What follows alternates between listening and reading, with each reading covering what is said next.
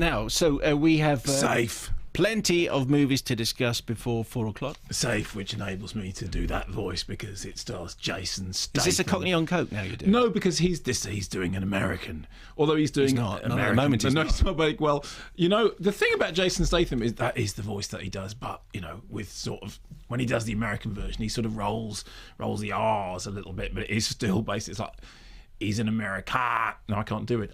We'll have a clip with Jason doing the accent. So the story is, Jason is back at the very beginning of the film. We see him with his shirt off, of course, beating somebody up. That's the opening frame. And literally, it was one of those moments, because a bunch of screenings this week, and the film starts, Jason Statham's chest, guy getting beaten, funny. Okay, relax, back into this. I know where I am. I'm in a Jason Statham movie.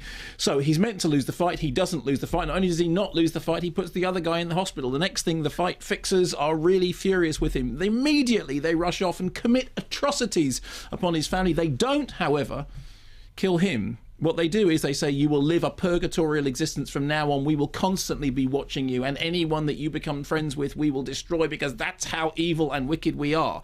Jason responds to all of this by doing the Jason saying, no, he's just looking like he might get a bit out of control, but he's not going to. Meanwhile, over in the, not the East End, over in the other East, there is a young mathematical genius who is kidnapped by the Triad because they want to use her as a human calculator, because she can remember incredibly long numbers just by looking at them. And there is an incredibly long number that they need her to look at and remember without it ever being written down. Next thing, they're all in New York. Stuff is happening. Everybody wants to get hold of the girl who knows the incredibly long number, and she finds herself in the company of the Stath. Here's a clip.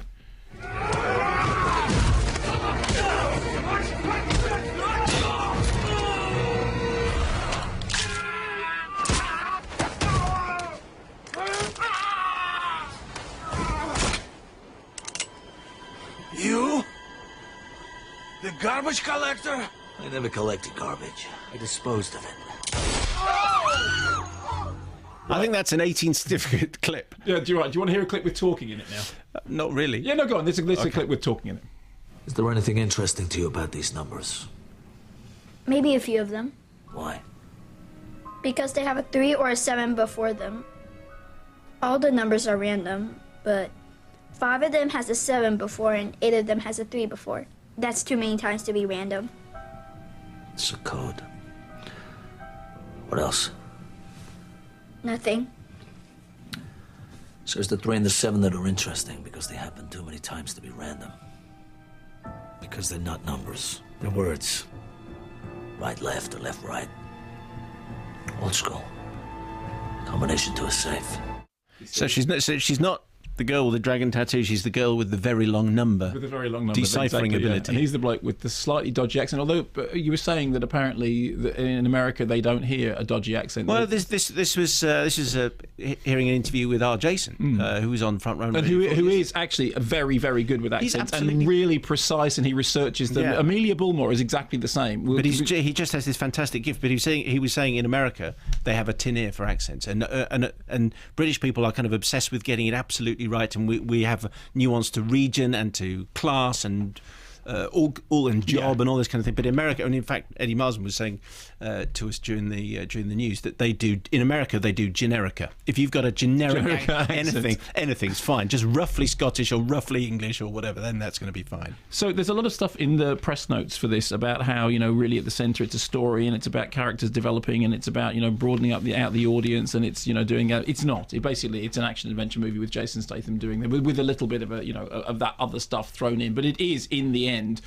a Jason Statham action movie. It's not by any means up there with the best of the Jason Statham action movies. There's no scene in which he strips down and wrestles 58 men in car oil, which is still one of the best scenes from Transporter. There's no sequence in which, for reasons which are bizarrely twisted in the plot, he has to perform a striptease on the edge of a cliff whilst being watched by a helicopter. There's none of those things that make you think, what, Jason Statham is something special. What there is a sort of fairly ordinary thriller plot with which plays out in a way which we have kind of seen before, interspersed with bouts of head-crunching action and not much else. I mean, I am a Jason Statham fan.